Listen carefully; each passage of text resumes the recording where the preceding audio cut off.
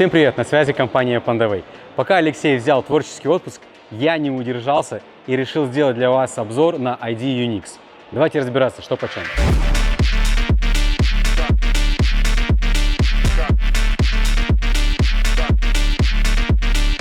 Итак, перед вами ID4 Cross и ID UNIX. И здесь очень интересный факт. При заказе полноприводной версии Prime ID4 Cross вы будете ждать 2 месяца. При заказе UNIX полноприводной версии Max вы будете ждать месяц. Ну, тут уже выбор очевиден. Что касается дизайна, у ID UNIX здесь все прям кричащее. И говорит о том, что вы любите спорт, что вы успешный, агрессивный. А ID4 Cross это все же больше для семьянина, для спокойного человека. Основные отличия между версией Ultra и Max, то что в версии Ultra запас хода 621 км, а в версии Max 565. Ускорение у Ультра 7,7 секунд до 100, у Max 5,6 секунд до 100. И вот здесь интересный факт по радиусу разворота. У версии Ультра 4,7 метра, а у версии Max 5,5. Также основное отличие версии Ультра и Max, то что в версии Max есть CDC подвеска, а вот в версии Ultra CDC подвески нет. И придется доплатить за нее 4500 юаней. Также у версии Max 21 колеса, у версии Ultra 20. Хотя за доплату можно приобрести и 21. И все же, какой семьянин не любит красивый заряженный SUV? А для семьянина очень важно это багажное пространство. И здесь, ребята, 535 литров против 512 у ID4. К сожалению, так же, как и у других ID, багажное пространство у ID UNIX очень аскетичное. Здесь ровным счетом ничего. Один только прикуритель на 12 вольт. Бардачок из багажника никуда не убрали. Кнопка открывания и закрывания багажника также программируемая по высоте. Глядя на внешний вид ID UNIX, вы подумаете, что эта машина должна быть быстрее, чем ID Cross 4. Так и есть. Эта машина разгоняется до 100 за 5,6 секунд, а ID4 Cross за 6,2. По факту у ID UNIX на 27 лошадиных сил больше. 340 против 313 у ID4 Cross. И все эти 27 лошадок находятся в заднем моторе. 250 киловатт против 230 у ID4. Пару слов о дизайне. ID UNIX это действительно уникальный автомобиль в своем семействе ID. Дизайн полностью перелицован. Он стал более агрессивный, интересный. Оптика все та же самая, ID Q-Lite. Выглядит интересно, современно, в трендах 2024 года. Задняя оптика, в принципе, в том же дизайне, но уже перелицованная и смотрится как бы более агрессивно. Есть такой небольшой спойлер. И в трендах 2024 года убрали задний стеклоочиститель. ID UNIX это немецкий автомобиль, это не китайский немецкий автомобиль. Он собирается на заводе Ван Хой на мощностях именно Volkswagen. Не какого-то совместного предприятия, а конкретно Volkswagen. Клиренс 196 мм. Идеальное ровное дно. Касательно габаритов автомобиля, то длина 4,6 метра, высота 1,8 метра, а ширина 1,6. Машина в круг оцинкована. При ширине автомобиля 1,6 метра, внутреннее пространство по локтям 1,463. А вот на втором ряду 1,397, то есть практически 1,4. Уселся с комфортом. Регулировка руля по вылету и по наклону механическая. Сидушки. Что мне нравится, у ID, так вообще в целом у Volkswagen, они никогда не экономят на регулировках. Здесь есть по наклону, по вылету, в общем, во всех положениях.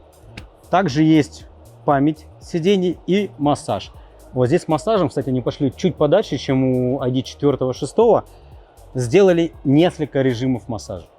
Переднее пассажирское сиденье также не обделено регулировками. Все имеется, в том числе и массаж. Центральный туннель здесь максимально преобразился по сравнению с ID.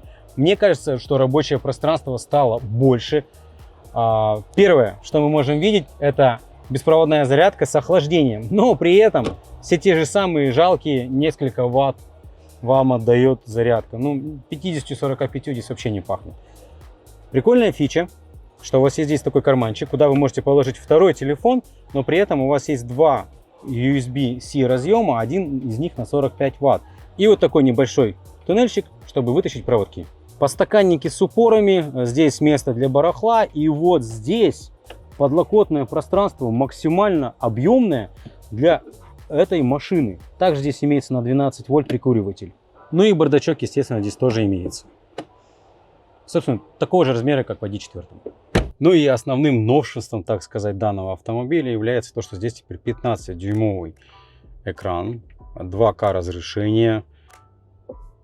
Они полностью преобразили мультимедийную систему, и она, соответственно, на английском языке. Нажимаете настройки, Language, English, все. Тадам, все хорошо. Есть горячие клавиши, есть также свайп, есть вот такая штуковина чудесная, это тоже как бы для горящих клавиш, вы можете их менять туда-сюда, можете просматривать разные статусы. Есть как и Huawei CarPlay, есть и Android Auto. В общем, все фишки присутствуют. Очень здорово, что они так прокачали мультимедийную систему.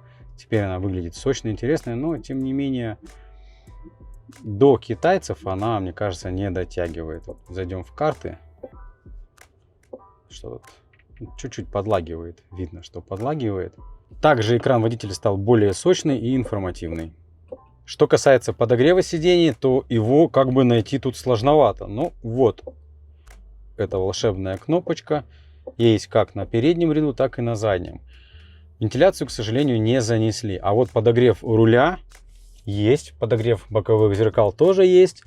И, соответственно, вот что мне понравилось, что регулировка, значит, подогрева руля находится вот здесь, прям горячей клавишей. Также они чутка прокачали голосовой помощник. Теперь вы можете выбирать аватара себе, менять различные голоса и, в принципе, вот визуальность. Но что могу сказать по поводу этого всего? Что голосовой помощник не такой уж и умный, как он у других китайских автомобилей. К сожалению, он там не может вам открыть окна, активацию навигации можно сделать. Ну и в целом там работа с климат-контролем, она удобная. Можете зайти, поизучать настройки и узнать, как же с ними общаться. Но при этом нужен интернет. Без интернета это не работает.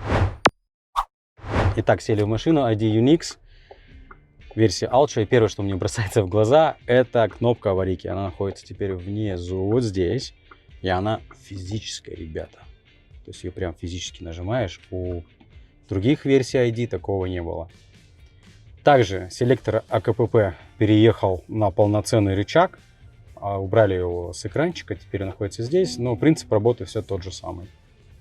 Руль по размеру остался тот же самый, все абсолютно то же самое. Первое отличие по мультимедийной системе от ID4 Cross и Unix, то что здесь отсутствуют клавиши нажатия выбора ассистента либо Drive Mode, но оно зато теперь есть на экране. Даже можно добавить еще дополнительную кнопочку. И даже две горячие клавиши, это есть хорошо. То есть вы можете добавить сюда Vehicle статус, автомобильный статус, можете добавить там сиденье, да, либо поменять сюда, вот, пожалуйста, Vehicle статус. Класс, теперь у нас есть горячие клавиши на экране. Так, и у нас комфортный режим. Давайте включим спорт, погоняем в спорте. Рекуперация. Кстати, рекуперация здесь в спорте нежнее, чем у меня на 6-м. Ну что, идем со светофора? Ага.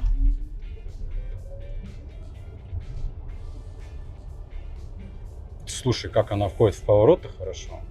Мне нравится. Ускорение здесь быстрее, чем у стандартной версии Pro, ID4 либо 6. Моторчики здесь поживее. По рулю хват точно такой же. Он очень удобный, большой. К сожалению, физические кнопки здесь не занесли. Все такие же сенсорные, с чувствительностью нажатия. Но здесь все поменялось. То есть мультимедиа теперь у нас звук находится с этой стороны. В общем, если вы привыкли ездить на ID4, придется чуть-чуть попривыкать ездить на ID Unix. А в целом все очень гармонично. Музыка Harman. Значит, версии Ultra и Max они идут уже в базе. А вот если вы будете покупать Pro версию и захотите Harman, придется добавить денежек. Переключим режим Эко. И да, рекуперация сразу же отсутствует, идет накатом, так как я уже привык. И вы знаете, первое впечатление, когда я сел в ID Unix, что я сел в свой родной ID6. Хотя по размерам это плюс-минус как ID4. Но в ID4 я ощущаю себя как-то сжатие и не так комфортно, как здесь. По посадке. Значит, здесь сидушки, они более спортивные. Боковая поддержка здесь ярче выражена. А вот поддержка в области бедер мне чуть-чуть жмет. Хотя, наверное, с этими материалами это все прям растопчется. В общем, компания Volkswagen решила, что в режиме спорт у вас должно быть звуковое сопровождение при ускорении. То есть в режиме спорт вы нажимаете тапку в пол, и у вас идет такое урчание как бы двигателя. То есть не настоящий звук ускорения. Радиус разворота колоссальный. 4,7 метра. С одной линии я просто въехал во вторую, в первую. Вот разделительную полосу просто развернул. Радиус разворота ID Unix 4,7 метра. ID 4, 4,8, а вот мой ID 6 5,5. Так я на своем 5,5 получаю колоссальное удовольствие от разворота и маневренности. Ну а здесь 4,7 это что-то с чем-то. Давайте проверим крены, спорт режим. Ну, болтает. Собственно, как и у меня в шестерке, так и в четверке. Не заметил я здесь улучшения, как они в своей маркетинговой кампании говорят, что она стала более спортивная. Как-то нет. Ну вот все то же самое. То, что она стала более динамичная, это да, это факт. Чувствуется вот эти вот разница в 27 лошадок, капитально чувствуется. По обзорности я бы сказал, здесь все то же самое, как в ID4 и в 6. Боковые стойки, собственно, все то же самое, обзорность не перекрывают. Зеркала, на мой взгляд, они стали чуть больше, чем у ID4. Но такие же, как у ID6. Большие, удобные, с подогревом. HUD проекция небольшая, но она сочная, яркая и информативная. Только что вы видели, как машина, которая подрезала, показала дистанцию до нее. Удержание в полосе здесь так же, как у других ID, на высшем уровне. Конечно, здесь не автопилотирование, но удержание в полосе потрясное. Проекция здесь, конечно, хуже, чем у китайских производителей. Тем не менее, она информативная. Вы можете менять информацию, которую вам нужно увидеть на экранчике вот здесь с вайпом. И если бы у нас сейчас была машина активная с навигацией, мы бы смогли бы видеть карту, в принципе, то уже так побольше. Ну и размер HUD дисплея 70 дюймов. Нехиленько так. По шумоизоляции не все так хорошо, как хотелось бы. В общем, за 240 тысяч юаней могла бы быть лучше. То есть, если сравнивать сейчас по цене и тому, что они предлагают, я бы, наверное, дал не больше 4 баллов. 24 год. Компания Volkswagen выпускает новую модель ID Unix, но при этом не желает менять тормозную систему вообще. То есть здесь также спереди дисковая тормозная система, сзади барабанная. Но нажимая на педаль тормоза, она более информативная и понятная, нежели на ID4 и 6. В ID4 и 6 у вас вот такой размер гуляния педали на рекуперацию, здесь такого нет. Здесь прям я сразу чувствую, что включается тормозная система, а не рекуперационная. К сожалению, камера здесь вообще не машина 24 года. Плоховатая. Можете видеться. Вперед уже как-то более качественно, но тем не менее также все фигово. Мне кажется, даже на ID4 получше. Итак, на скорости давайте попробуем хотя бы 10 км в час. 20. На лежачий полицейский. Терпимо, наверное, но хотелось бы лучше. На скорости 30. Резиновый лежачий полицейский. Но за 240 тысяч хотелось бы получше. Ну и для понимания вам, как выглядит золотой цвет у ID Unix. По мне, так это не золотой. Пишите в комментариях, что вы думаете. Двойная карта по дизайну преобразилась. Но вот материалы дешевле в версии Pro, чем у ID4 и 6. Хотя в версии Ultra она уже чуть получше. Модуль управления зеркалами остался точно такой же, сенсорный, Еще изменение в дверной карте, то что здесь сейчас у нас закрытое пространство, не нужно ничего придумывать, чтобы что-то упало вниз, а вот здесь места стало меньше, хотя вот нет, туда рука пролазит, собственно, запихать туда чего-нибудь можно. Также отличие материалов между Pro, Ultra и Max, это то, что в версии базовой Pro используется тряпка, а в версии Ultra и Max уже используется кожзам. Ну и, собственно, вот даже торпеда, и вот здесь материалы у Ultra и Max, они гораздо лучше. Мой рост 1,78 м, давайте попробую сесть сам за собой. Сидеть мне комфортно, ну, хотелось бы всегда лучше, но при этом, посмотрите, у меня большое пространство под передним сиденьем, и ковши, они здесь такие вот удобные, провалистые.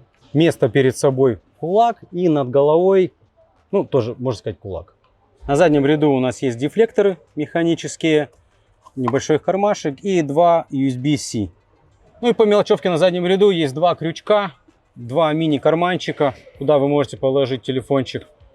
Ну и также есть такой средней величины карманчик для салфеток. Интерьерное отличие между версиями Max, Ultra и Pro в том, что у Ultra и Max есть подлокотник. И он же отсек для провоза длинногабаритных грузов. Собственно, чего в Pro версии у вас не будет, да и вряд ли вы ее купите. Также версия Max и Ultra имеет вот такую ambient подсветку в виде звезд. Здесь нету LED полосы, просто вот такие звездочки. 64 цвета как минимум вы можете поменять. Также ambient подсветка есть спереди, LED полоса и вот здесь в подстаканниках. И важное отличие версии Ultra Max от версии Pro, то что материалы здесь более дорогие, так сказать, но тем не менее все это очень далеко от реалий китайцев. У китайцев родословных все гораздо лучше. То есть тот же Song за те же самые деньги вы получите гораздо лучшие материалы, но не бренд. Если вы приобрели самую базовую модель ID Unix, то имейте в виду, что на втором ряду у вас не будет подлокотника, куда вы можете положить свои стаканчики с водой либо бутылку. И даже в дверной карте здесь места недостаточно. Ну и, собственно, как я сказал ранее, вряд ли вас заинтересует версия Ultra, потому что она моноприводная. А вот версия Max заднеприводная. Сейчас действует акция ID Unix Max полноприводный можно приобрести за 239 900 юаней. То есть за 54 тысячи долларов вы получаете электрического немца полноприводного под ключ в России. За доплату вы можете приобрести зимний пакет. Что туда входит? Подогрев лобового стекла и теплонасос. И также за 2000 юаней вы можете приобрести Golden Element Kit. Это своеобразный декор интерьера салона, где у вас есть золотые вставки по кругу в автомобиле. На дверных картах и на торпеде. Ручки у ID, на мой взгляд, выполнены лучшим From Factory. То есть это обычный электронный замок, как у багажных дверей. Прикоснулись, дверь открылась. Либо, если у вас машина обесточена, вы можете использовать ее как физическую. Резина в традициях ID разноширокая. К сожалению, пороги не полностью закрыты, есть вот такой небольшой наплывчик. Ну и что в итоге вы получаете за 54 тысячи долларов в России под ключ? Музыку Harman Kardon, 15-дюймовый дисплей разрешением 2К, 82,4 киловатт-часа батарейки, полный привод, 340 лошадиных сил, немец. Что можно взять еще за эти деньги? Из чисто электрических это BYD Song L, старее Exit. Дешевле можно взять на порядок, можно даже так сказать, Leapmotor. Но все это китайцы, а это немец. Так что выбирать, решайте вы сами, но я бы здесь, в Китае, его не взял. По той причине, что зарядка всего на 100 киловатт максимальная. То есть любой китаец вам предложит больше, любой китаец вам даст вентиляцию сидений, любой китаец вам предложит запас хода больше. Но здесь все же немец на английском языке. И я думаю, успех в СНГ должен быть у этой машины. Что запас хода, в принципе, удовлетворительный. Сборка, ну, как у всех Volkswagen, хорошая. Решили они вопросы по системе, лагает ли она так же, как и предыдущая? Вопрос. Ну а с вами была компания Pandaway. Оставайтесь с нами, подписывайтесь на все наши соцсети, следите за нами, и вас ждет новый интересный контент. Всего доброго.